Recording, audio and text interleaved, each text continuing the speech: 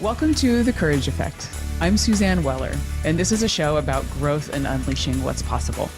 You will hear inspiring stories about what courage looks like, how we navigate what's getting in our way, and the opportunities that surface when we choose courage over comfort.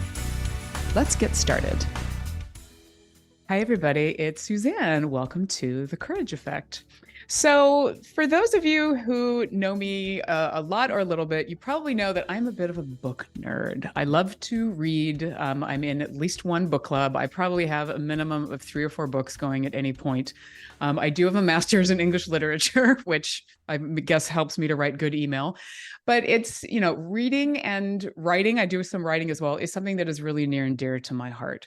And I am thrilled to have my guest here today, who is Melissa Kirsch. Melissa is the deputy editor of culture and lifestyle at the New York Times and the writer of the Times newsletter, The Morning, which comes out every Saturday. And if you do not have this coming into your inbox every Saturday, highly recommend it. I get so much joy out of it. She writes from everything spanning from Halloween to Birkenstock, recently going public, from the National Book Awards long list to The Golden Bachelor. So many things just happening, new ideas, and it's a really great resource for what to read and what to watch. And she always brings a really great lens to it. Melissa and I met back when I lived in New York. She's also the author of The Girl's Guide, which I was one of the women that she interviewed for that project. And I'm thrilled to have her here. Melissa, welcome to The Courage Effect. Thank you so much. I'm so honored to be here. No, it's great to have you here.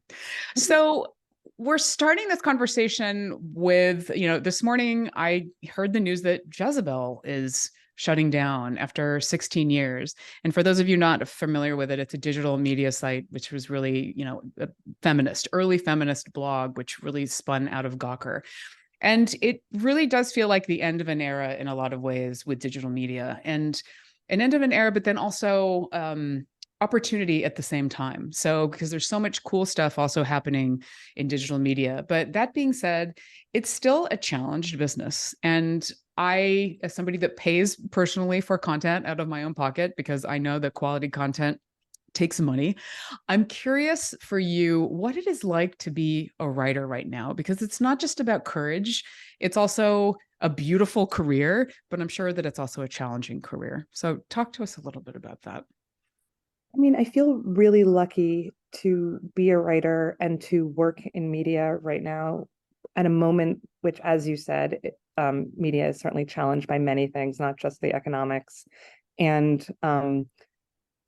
I see the, end of Jezebel as the end of kind of like the kind of like scrappy blog era. Like, I don't want to make like a major pronouncement about something, but, when Jezebel came into my consciousness, it was like something wholly new. It was, a sister site to Gawker. It was, it was really smart. It was really funny. It was real women who were incredibly, sharp and really good writers. And they were, speaking to me in a voice that wasn't sort of like the voice of God that you got from a newspaper. Yeah.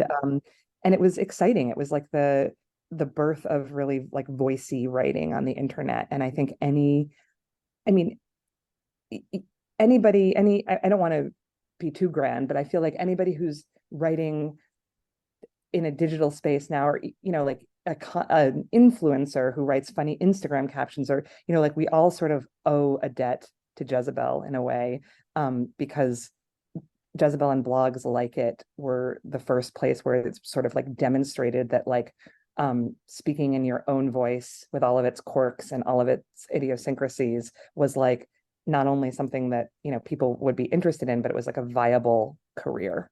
And so the fact that Jezebel is being shut down because I guess the owners couldn't find a buyer for it is really sad to me. It also just, if you look at the internet now, it's a very different place. Jezebel was launched pre-social media, or certainly social media wasn't what it is now. So so as far as being a writer, now I feel grateful for it. But for me, it was never guaranteed that I was going to have a job as a writer. I'm not trained as a journalist. I have a master's. I didn't know you had a master's in English literature. I have a master's in English literature with a concentration in poetry writing, which is even less useful than Wow, I didn't know just that. a general master's in literature.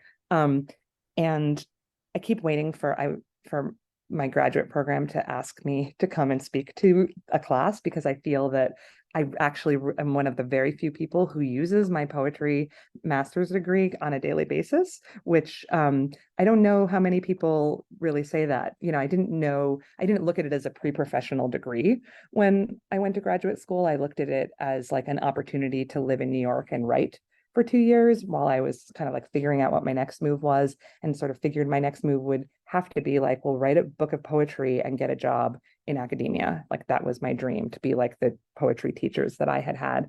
And that was right at the dawn of the internet. I finished graduate school in 1998, and instead of having to like go out like most of my friends who had been English majors and get a job like as an editorial assistant at a magazine paying less than $20,000 a year. Yep. I was able to get a job at a website for young women, the first website for teen girls they built themselves as, and make slightly more money because there was more money on the internet because nobody understood it. So if you understood it or were willing to take a chance to work on the internet, you could, have a very inflated job title and make a little bit more money. So I didn't think that I was ever going to really use my degree in poetry, and I have ended up doing that. That's amazing that you have a degree in poetry. I So, know. and it tells me a lot, because that is one of the things that I think why I enjoy your writing so much, is because there's just a different love and flow to it. And it's so great. I mean, I love it. Like, like Roxane Gay is another one of my favorite writers, and I love how she writes about pop culture. I see similar things with you, just like that, because I love pop culture. I mean, I've also like, I'm a book nerd and I'm a pop culture junkie. I have been since I was a kid. And I think that there's something about like it didn't always get its due. And I feel like you're giving it its due. So thank you. Oh, thank you. That's really nice to hear you say. I mean, I'm a book nerd and a pop culture nerd, and to have an opportunity to, write about my enthusiasms is really exciting. And the fact that those resonate with other people, I mean, I think as a writer, that's, all I've ever wished for, and it doesn't matter what the medium is. Um, the fact that people are interested in what I have to say, and that I can kind of, that I can provide a service and hopefully, give them good information, but also, present a worldview that resonates with them. That means a lot. Yeah. Well, and it's a hard industry. I mean, and it's one of those things, like you said. I mean, you got a degree, and it was a matter of, okay, what's out there? What are the jobs that I can do, and how can I pay the rent? I mean, that's obviously Mhm. a real concern. I'm curious Mhm. for you as it's evolved. How has courage thread into that for you? Have you ever had doubts, or have you ever questioned your career? Yeah, I mean, there was sort of like a a point for me, and I think this, that there was a moment when I was around 27, and I had been working in digital media, and specifically like women's digital media. Um, I was working at Oxygen, which was, Oh yeah. still exists in a very different form today. But when Oxygen was launched, there was like a lot of fanfare. It was in 2000, and it was going to be, this very high tech alternative to like prevailing women's media, to women's magazines like Cosmopolitan, to women's television like Lifetime, and it was going to be smarter, and it was going to be better, and it was going to be what women really wanted. And so there was sort of this lofty ideal, or at least that's how I thought of it when I went to work there. And not long after 2000, I'll get the dates wrong, but like there was, the .com bubble burst. Yeah. And, the economics of digital media all came into question, and, Oxygen changed a lot and sort of started reconsidering who they thought their audience was. And you can sort of make the connection from like the charter principle to sort of what it is now. And I was gone long before that, but I was working there, and, my friends were getting laid off, and, it felt like a very kind of like shaky industry. And I had been writing an advice column, like a kind of like jokey advice column that was sort of like I wrote in the character of like a kind of obnoxious girl named Princess, and she was like doling advice from a bubble bath. And And she was sort of like more concerned with like her story than she was necessarily with giving very good advice. And what I realized doing that was that like what the internet is actually good for is connecting with other people, and that there was actually like a very real hunger for good advice. And I certainly wasn't necessarily meeting it with my column, but the number of people that wrote in with like actual pleading questions where they wanted help was startling to me. So this was kind of like at the moment when Sex and the City was all the rage, and there was a proliferation of books for young women that were like, you go girl sort of feminism. And I felt like there wasn't, and this seems quaint now, that there wasn't a place to find good information about like the things that really mattered to me as someone in my late 20s. So I ended up quitting Oxygen and leaving to write a book for young women, the book that I wished I had. And that was a very scary moment and took a lot of courage.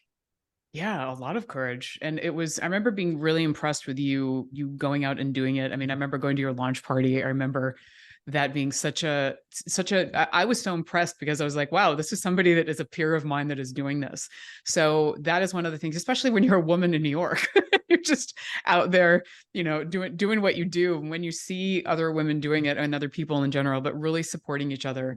And it's interesting. I didn't remember that you worked at Oxygen. So it's interesting. It's so interesting when you track not just being a writer, but being a feminist writer of sorts, right? Like writing about women's issues and girls' issues. That significantly has evolved over the past 20 years. Mm-hmm. And the fact that we're talking about, this was, that we're talking about Jezebel now, which was sort of contemporaneous with me writing The Girl's Guide, or probably started right after that. It does feel like, I haven't sort of made my peace with what's happened to the idea of women's media. But there was a lot that was bad about it, but there was a lot that was really good too. Yeah. But I do remember that whole launch of Oxygen. I remember, and there's all these, there's a place for so many different things, but it's just a matter of where's the money. And I think that's the thing that makes me sad is when I read that, like they had over 24 potential buyers and they weren't able to get somebody. And that's like, where's the audience? Well, I mean, you think the audience is here, but I think the audience is so diffuse now that people are getting what they need, or those voices. You can get 1,000,001 voices on TikTok. I'm not getting, my whip smart voicey journalism from TikTok, but I think a lot of people are, or they're getting it from Instagram, and they're getting it from YouTube, and they're getting it from, the zillion sort of like sites that came in the aftermath or the wake of Jezebel. Yeah. And you're right. I mean, so who's going to fund it? Right. I mean, and it's like when you look at people like, Jeff Bezos buying the Washington Post and all these other things, funding has to come from somewhere because the old models aren't necessarily working anymore. So that's a whole other story.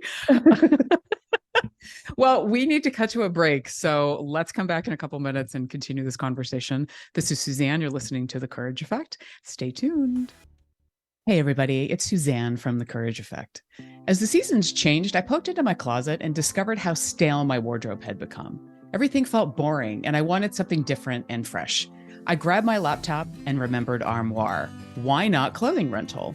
I could experiment with new styles, from jeans to something fancy, without spending a ton of money and buying clothes I would only wear a handful of times. Armoire makes clothing rental easy. Build the perfect seasonal wardrobe with brands that are unique, sustainably sourced, and owned by women. All you have to do is take the style quiz, select items from your personalized closet, and they will ship them straight to your door. Armoire allows me to indulge in high-quality designer clothing with no guilt. They promote sustainability with fewer items ending up in the donation bag and landfill, and no dry cleaning fees. Trust me, your cramped closet and the environment will thank you.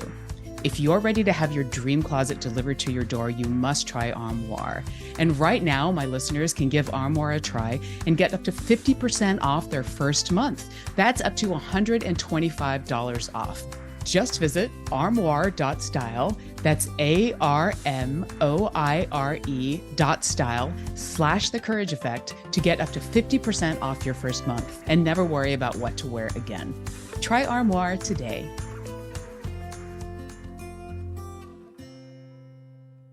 Easy on the ears, good for the soul. Alternative Talk 1150. Welcome back to The Courage Effect. This is Suzanne, and I am having a conversation with writer Melissa Kirsch. So, Melissa, what really dawns on me is, and I experience this a little bit myself, is writing is a very vulnerable act when you're putting something out into the universe. Talk to me a little bit about that. What is that like, especially when you work for one of the largest publications on the planet? Um, you know, I it gets easier every week. I have a weekly deadline, and that kind of rigor is very helpful because I think that if I didn't have a deadline and if I didn't, have an editor waiting for my work, um, it would be very easy to think of reasons why not to write, and to let kind of doubts and fears creep in. And I have been a freelancer. I have, worked on my own writing on my own, or you know on projects that don't have a lot of urgency. And I think the urgency kind of forces you to get comfortable quickly with vulnerability.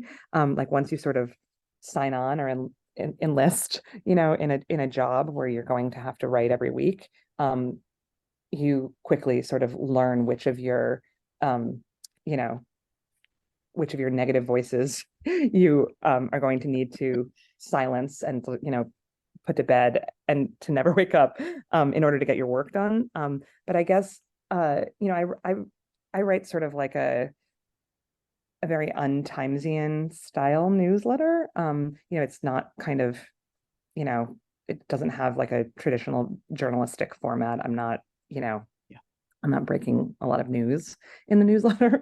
I'm writing from, sometimes from the first person, and frequently, about things that matter a lot to me. And I can, you know, I can I can enthuse about things, and I can be excited about things, and I can admit vulnerabilities or admit to things that I don't like or things that I'm afraid of, which feels like a privilege, and also like always feels very risky to me. When I was in graduate school, I had the poet Sharon Olds as a professor, and she writes, if you know her work, she's a very popular poet, but she writes extremely personal poems, frequently with a first person narrator. Stories about her life, her children, her family, and in person, I found she's quite private, and but so many people love her work and connect with her work, and I think that she sort of had to kind of create boundaries between herself as a writer and herself as a human being and what she reveals. And I remember saying to her once, talking about personal writing and saying, like, well, your writing is so personal. And she stopped me and she said, apparently personal. And that is something that I have kept with me, because people will say that to me and they'll be like, well, you write about so many personal things. And I do say apparently personal. And what I mean by that is that there are certain things that, all of it's true, but I am, it's not my diary. It's not, and I'm conscious of uh, the, the responsibility that I have as a journalist to kind of, not treat the reader as my friend. And even though sometimes it feels like we're friends, and certainly as a reader of Sharon Olds and other people, I felt like I know those people. And I realize now that like they were keeping part of themselves safe in order to, or private at least, so that they would continue to have kind of the courage to put themselves on the page and be able to craft and create the stories that they wanted to tell, Yeah. about themselves, without sort of like keeping that, their sort of their essence safe. How often are you having that conversation with yourself about what you're keeping safe? It's really like it's sort of like a gut thing. It's not like a struggle or something that I have to like mediate or negotiate ever. When I'm writing for the morning, and the morning during the week, it's a newsletter written mostly by the journalist David Leonhardt, and it's very news focused. So when I write on the weekend, it's a real, like, not a it was probably a 180 from sort of the tone of the week. And so I'm in a certain like register, which is like, this is the morning, this is the type of thing that I can do here, and I sort of feel my way into it. And um and as with any form of journalism, I'm always, you're asking yourself, like, what does the reader need to know here? What is important that I say? And in order to, make myself clear and get my point across, and what's too much or what feels extraneous. So I guess it's always sort of like it's a real like gut thing with me. And certainly I have editors who would let me know if they felt like, something didn't sort of ring true or felt off tonally or something. So I don't struggle with it, but it's the sort of thing where like I'll talk about something in my life and people will say like, oh, you should write about that. I'm like, well, yeah, but not for the Times, like I would never do that. It's the kind of thing where it's not mine, like I'm writing for the New York Times. I'm not writing like my book of essays or something or my blog. I think that's a really important point because I hadn't thought about the fact that you do write in the first person so frequently. But when you're doing that on behalf of a publication, there's a certain obligation and responsibility too. So, yeah, that's interesting. Just as far as that lens that you have to come through, I'm imagining too that you get to be pretty close. So you have great relationships with your editors. Yes, I have really good relationships with my editors, and they're all wonderful. And they work with me. Because I come from like, I'm sort of drawing on my poetry background for this particular project.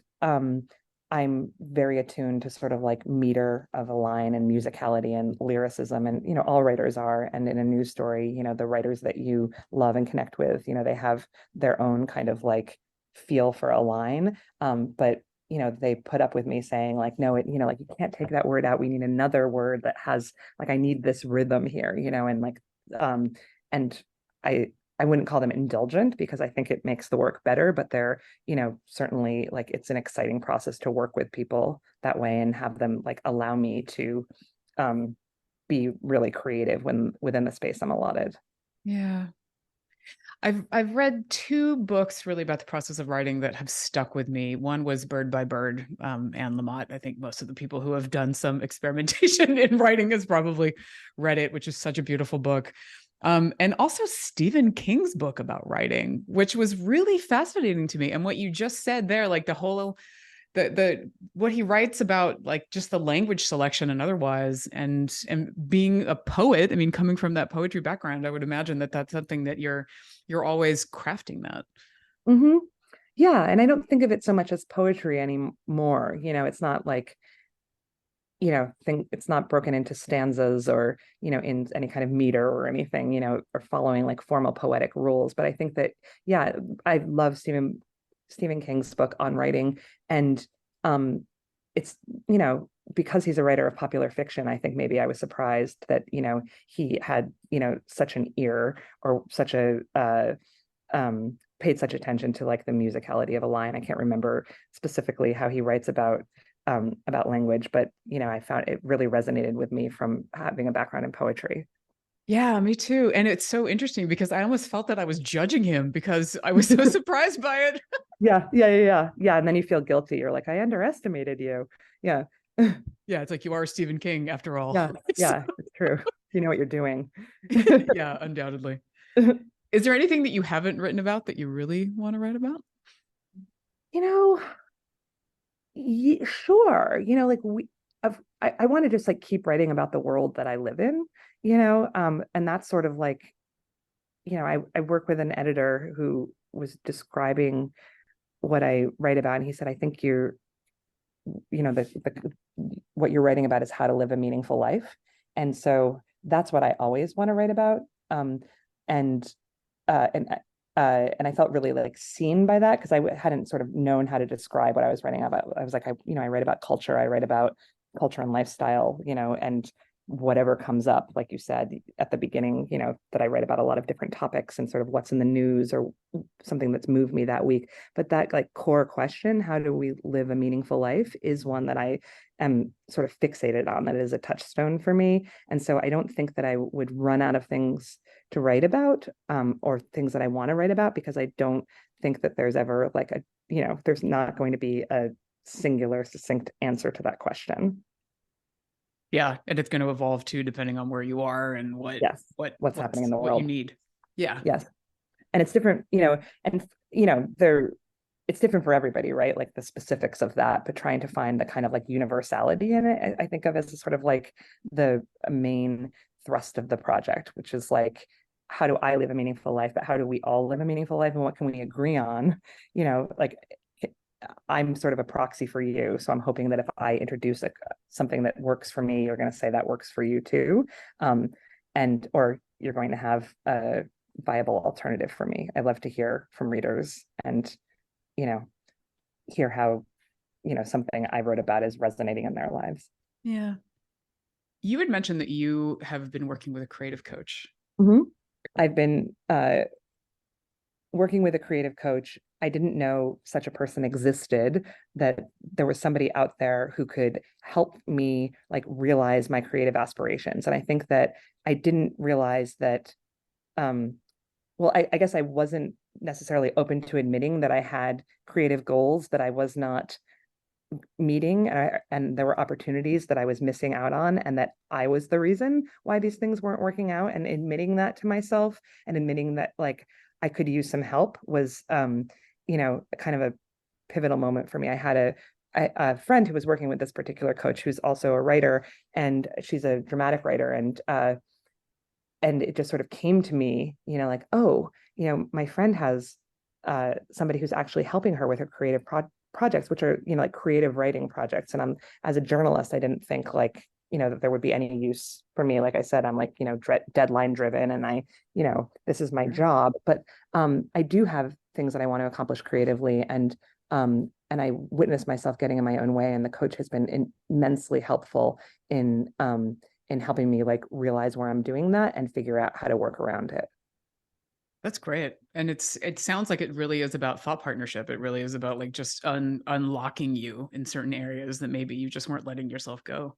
Yeah, I think that's right. And I think also like, a coach has, unique skills and can like create infrastructure for pretty much everything, right? Like you all have like tools for helping people get from point A to point B, or to figure out what point B is.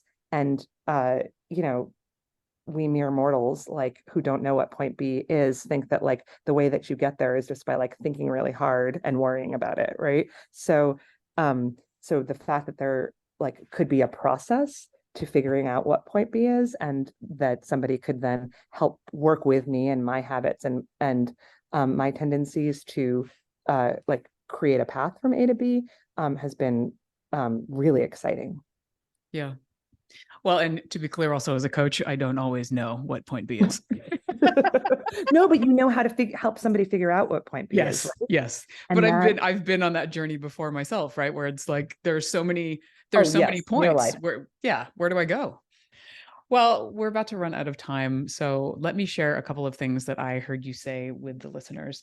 You talked about writing forcing you to quickly get comfortable with vulnerability. That to me is sort of the main thread of everything that you talked about. The ideas of how do you open up? What do you decide to open up to? Being apparently personal is a really beautiful way of thinking about it, and being very intentional about that. And ultimately, your work being ways to support people and being able to live a meaningful life. So, Melissa, thank you. Thank you for your work. Thank you for being here today. It's such a joy. Let us know. I'll put your information on the website, but if people want to reach out to you, what's the best way for them to get in touch? They can get in touch via my website, which is melissakirsch.com. Great. All right. Melissa, thank you for being here. Everybody, thank you for listening. Stay courageous.